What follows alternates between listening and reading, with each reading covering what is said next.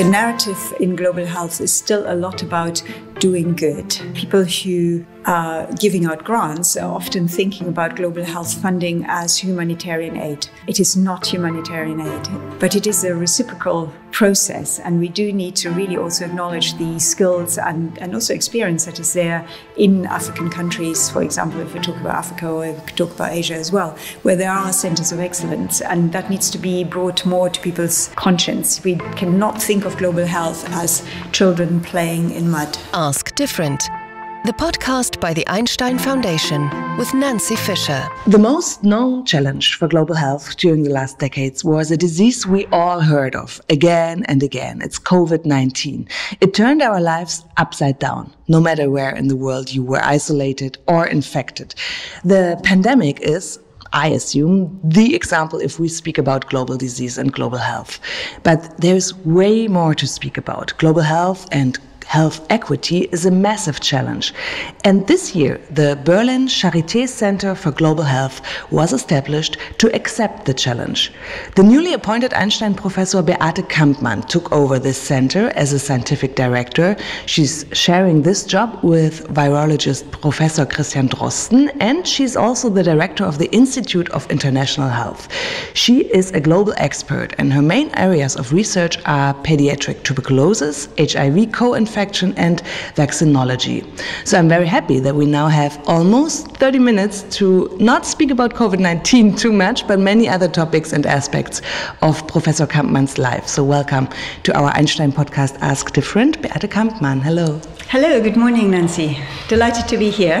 Maybe let's start with your recent job here at the Global Health Center, where we are today, that you started only 5 months ago.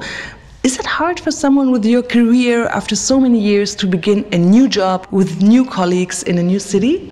Absolutely, and you put your finger right on it. I think if it hadn't been for this unique opportunity within Berlin, I probably would have not left my life, my job in London and in the UK and also in Africa, where I've lived and worked for over 30 years of my life. But this was just a brilliant opportunity to try and pull together some of the diverse but really exciting opportunities within Berlin and with colleagues who already been working in global health for a long time, but maybe a little bit in isolation. And I think there could be more visibility of the subject. So I'm hoping to enable that to happen. And so we are, just to mention that, on Charité campus. So sometimes we're going to hear an ambulance in the background, just to explain that. Yeah. And why are we speaking in English? Also an interesting point, because you were telling, like, of course, we want to reach out to an international audience, but also you were living 30 years in Great Britain and other countries abroad. So this is more natural for you today, which is also interesting. Yeah, at the moment, I can talk in German as well by now, but if we're talking about global health, it is really an international subject. And I feel, for better or worse, English remains the international language of communication there. And my scientific background and knowledge is better conveyed in English still than it is in German at the moment. The center is committed, it's very new, it's founded new, is committed to improve health worldwide, to link researchers, to contribute to global solutions. What does that mean in daily work life for you? What are you doing today, for example? Yeah, so, global health is a network activity. No institution by themselves can ever say they really do global health. And this is a kind of strange concept, because we can't do global health for people. We can only improve global health with people and with their input. So today is an interesting day, because I'm starting off with this podcast here. Then I'm going to spend a little bit of time with my excellent team here at the Institute for International Health. And then, in fact, I'm traveling to the WHO for a meeting to think about what we need to put in place for maternal and baby health to make the time around birth a bit safer, and what roadmap points we need to create to come together as a global community. And it's so important to have stakeholders from all countries involved in that, because, as I said, solutions that fit for our country or the vision that we might have for another country might not be what that country or the people really want or need. Which I assume is a very big challenge to make giving birth safer for so many people, no? Oh, absolutely. I mean, the mortality for women in, let's say, in the Gambia, where I've worked for a long time, is at least 10 times as high as it is in Germany. And 44% of children who die under the age of 5 die in the neonatal period. So it's a really fractious moment in life. So maybe we can take this as an example, or another example you have in mind, but how would you explain the challenges of global health to a child? Oh, that's a great question. I think, people often understand things better if they start finding a personal connection. And if you say there's millions and millions of people dying all over the world from potentially preventable diseases, which is the case, it often doesn't resonate because big numbers don't mean an awful lot to people. So the idea is to bring it to people's own experience. And if you speak to people in Africa, and even children, they're likely to have seen brothers and sisters die, which is not an experience that we share in our countries. And that causes incredible grief for families. And if you then explain to them that there are ways to, let's say they've lost someone from meningitis, right, which is a common disease still in Africa, or pneumonia, or tuberculosis. But there are ways to improve the health of people affected by those diseases, and there are ways of improving the fact that they don't get the disease in the first place. So you can take children through, for example, why they had their own vaccines, because that's an experience of childhood as well. Or you could take them, we do that with school children quite a lot. You could take them to the research center at the Medical Research Council in the Gambia where I've worked. We have an open day for school children all the time. And you can show them how the science that you do in the lab or in clinical trials or even in, big data crunching for surveillance that is happening in their communities actually results in some change in what happens on their ground. And that's, I think, is the aim. I have another question coming up way later in my preparation, but I'm going to ask you now because it's just the topic. Speaking of the global south, because you just mentioned also the African continent, how easy is it to work on global health from Germany, from a country which, in my opinion, is very safe concerning healthcare? So I think it's absolutely essential that people spend time with the communities in which they think change is needed, because ultimately that change needs to come from that community and needs to be supported by that community. It's not for us to sit here in Germany saying, oh, well, you should be building an intensive care unit, right? When they basically have hardly any drinkable water. So it's very important to actually have an understanding of the societal circumstances. And I'm very privileged that I've had 12 years of spending every second month of my life in Africa. And I have that connection. But, even me, I'm not exactly part of that community, but I need to listen to what that community really needs. And I think this sort of, I call it safari science, where people go out, think they have an intervention, maybe collect samples, bring them back. I don't think that's an acceptable way of creating equitable partnerships in global health. So you mean you have to go longer? You have to go longer. You also have to bring investment that's not just a little project. So one of the beauties of the experience I've had in my career is that I have worked in institutions that had sustained funding. And although we had to generate a lot of grants and make sure that we did projects which had sustainability as well, we had some basic requirements which were set, like transport facilities, a clinic, medical supplies.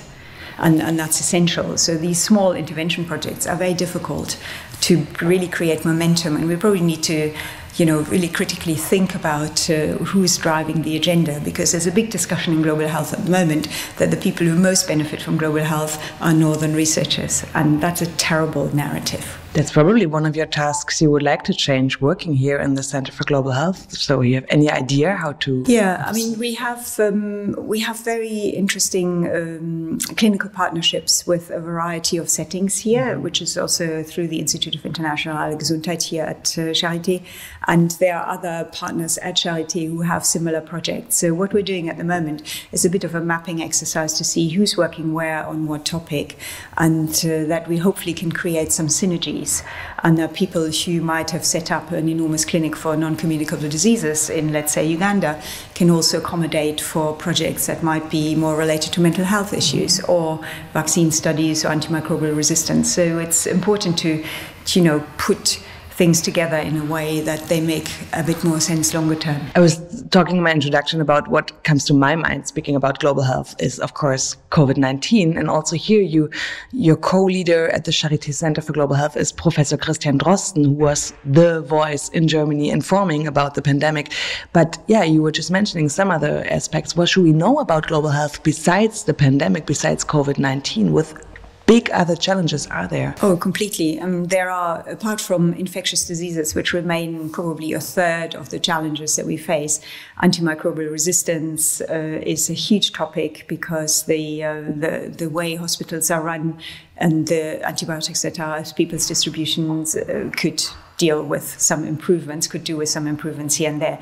There is an enormous epidemic of non-communicable diseases going on. The similar tendencies that we see in our countries, that with socioeconomic levels rising, people's diseases change from infection to non-communicable diseases such as heart disease, high blood pressure, diabetes, etc. And often societies in Africa now, also emerging societies, fall almost into two groups: very impoverished people who are still primarily affected by infectious diseases, and people who are quite wealthy, who often suffer from the sort of spectrum of cardiovascular diseases that we see in our countries. And we need to address both of those challenges, and their healthcare systems are poorly equipped to do so, and they don't necessarily have the breadth of therapeutic interventions that we can offer in a high resource setting like Germany. I guess that sounds like a task that is never finished, right? Yeah, you're right. I mean, health is never finished, right? Yeah. What's the saying? Health is not everything, but without health, everything is nothing. And it's also a very personal experience. You know, when your child's sick, or if a relative of yours is sick, everything comes to a standstill. And, beyond the individual care, which is limited for people in resource-poor settings, there's a public health agenda there as well, because ultimately the emphasis needs to be on prevention. And it's really through setting up preventive services that to some degree rely on new diagnostics as well, that we need to try and help countries to shift to more sustainable healthcare systems. And we've seen the challenges for healthcare systems through the pandemic everywhere in the world. It's not just a question of low resource settings. Is that motivating you, that there are so many challenges, or is it sometimes also demotivating you? Because now people say, everything is worse. No, I know that people say, where do you have the energy to get up and look at these things? I think it's because, nobody can shoulder these challenges on their own backs. This is all it's everybody's business, just as much like planetary health is everybody's business. And for me, it's like a question of where do I see myself best placed to make a contribution. And I'm a clinician scientist in pediatric infectious diseases. So to work on prevention of infection comes very natural to me. And through the time, I've also acquired some knowledge around public health and the interactions with infectious diseases, but I'm in no way well equipped to make great recommendations about non-communicable diseases. But that's why we have teams, and that's why we have the opportunity to contribute with other people, and that's where the Center of Global Health is a great challenge and a great opportunity. While you're working here, you're the co-leader of this center, so I guess it's also a little administrative work or also like networking work, but you also continue your own research projects, even though I think it's time-wise, it's a tough schedule, but why is this important to you? Yeah, so I think the credibility of people working in global health comes from the experience that they bring to the table. There's a lot of talk, and we need to show that we're also embedded in the question. And my career has really begun as a pediatrician, as a person who observed internationally that, in a different setting, different children are getting different things for different reasons, and asking the question, why are there these differences?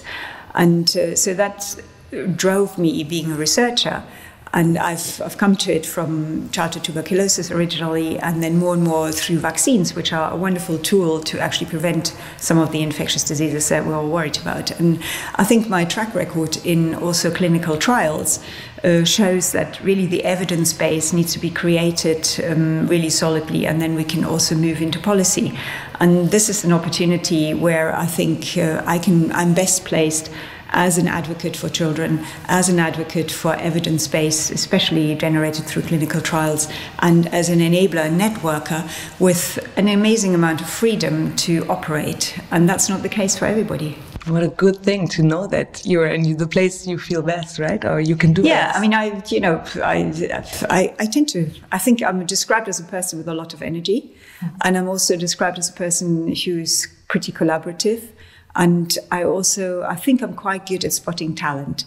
And I've brought through the last 12, 15 years up a generation of scientists, clinicians, pediatricians, other public health experts who are taking on some of the work that we started 15, 20 years ago, just as much as I've benefited from mentors who have shown me their way of operating. And through that you build networks. And networks are absolutely important for any success, not just in global health, but in general in science. That's a beautiful bridge to the next kind of topic I would like to talk about with you. Do you remember actually when you had in mind the first time the idea of, I would like to become a scientist? That's something I'm interested in. Yeah.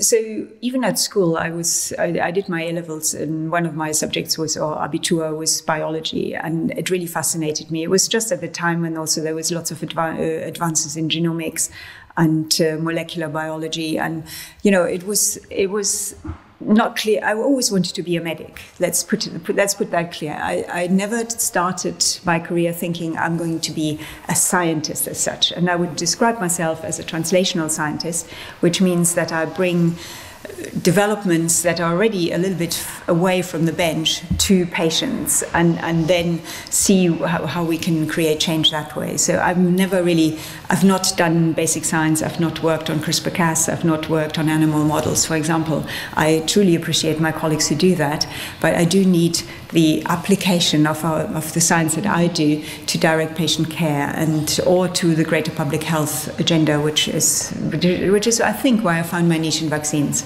And now that you know that and that you started your career in medicine, first of all, how important were mentors to you or people that support you? This is really something that especially the younger generation of clinician scientists are struggling with. And I do see it here in Germany as well. And it's maybe one of the reasons why I didn't return until now, that the support for the translational aspects of science in the global sense is still fairly limited. And therefore it is absolutely important that you find people who kind of tick in a similar way, and that you have a peer group of people that you can moan together, but you can also create a bit of momentum together, and that you don't feel you're the single person who wants to do something that nobody else is doing.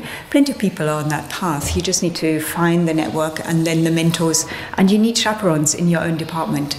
If you're faced with a department where everybody is just only focused on whether the rota is clearly staffed, and you get seen as the person who goes on a groovy holiday when you travel to a really challenging site in Tanzania or something, then that is difficult. And there you need mentors. You need people who've done it before, and you need to put yourself in a place where you're closer to those people. How to do that? Take part in networking meetings, university? I think, conferences are an important part, research meetings. I've just come back from the German Tropical Pediatric Society meeting in Bonn, which was lovely. It's not a huge group, but it's a very committed group of the majority of people have worked abroad. And we had a little sort of it was called Kaminfeuer discussions, and I asked people to write down what was in their mind about why they wanted to come and talk, and literally all of them were mid-career scientists, or clinicians rather, who wanted to know how they could nurture their career in global health against almost the institutional boundaries. And it needs a lot of solidarity with colleagues. And I think sometimes you need that little bit of critical mass in an institution to move the goalpost forward. And I would hope that through having a Center of Global Health, we can also influence that debate a little bit, and we can have clinician scientist fellowships that are earmarked for people who want to work in global health. So that would be one of my goals. So being back here in Germany after so many years abroad in the UK and other countries, what do you think, what could the Center for Global Health, which just started newly, what could they learn from other countries, from the way they deal with global health? The thing that strikes me coming back to Germany is that the narrative in global health is still a lot about doing good. And it's about the separation between the science that is required to solve global health problems, which are, we mustn't take ourselves out of that circle. It's almost like, I don't like talking about the global south, for example. Global is global. Global means it's just as much the Ukrainian refugees have ended up on our doorstep as it might be some teenage pregnant mother in the US, as it is some person struggling with malnutrition in Africa. So first of all, to change the perspective of what is actually global, it's not a north-south relationship. Global means global. The second thing is that people who giving out grants are often thinking about global health funding as humanitarian aid. It is not humanitarian aid. Humanitarian, help or aid can be a part, and hopefully through our trials and interventions we deliver some form of aid, but it is a reciprocal process, and we do need to really also acknowledge the skills and also experience that is there in African countries, for example, if we talk about Africa, or if we talk about Asia as well, where there are centers of excellence, and that needs to be brought more to people's conscience. We cannot think of global health as children playing in mud. And the medias play an important role about that as well, I think, because it's always about humanitarian this and that, and the money is being put into some place you never see it, and there's corruption, etc.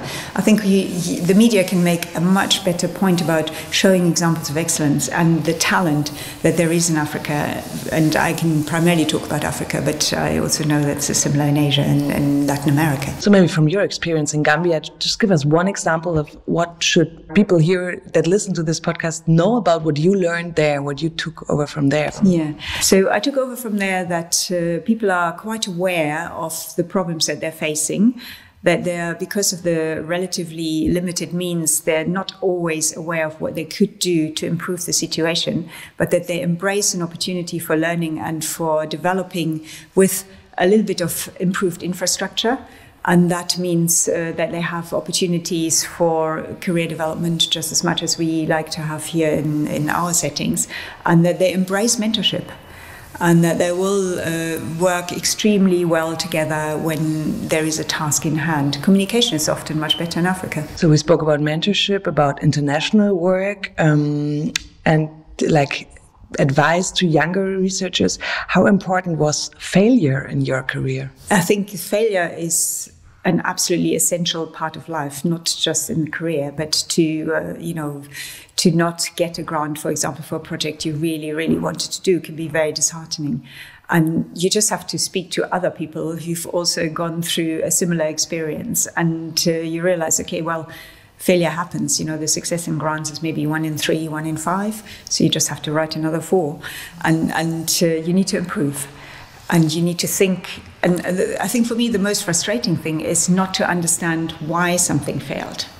It's not so much that something didn't quite come off, but if there is something that you can fix, that doesn't happen either to you again or to someone else, then you can draw some lessons from that failure. And you have to be quite resilient in global health. And I guess in clinical science in general, because there are times when stuff doesn't work out. And what's happened to me often was maybe the main project or the main research question that I asked might not have been the one to which I found a definitive answer, but the platform of doing the science gave me the opportunity to look at a couple of other things. So I'll give you an example.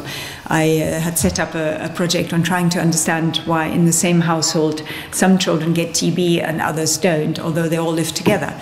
And I was thinking this is primarily due to the fact that the immune systems are functioning in a different way. I still haven't been able to prove that hypothesis. But on the back of that, I found that, for example, the vaccine that we give against tuberculosis, which is called BCG, has a certain protective effect against TB infection.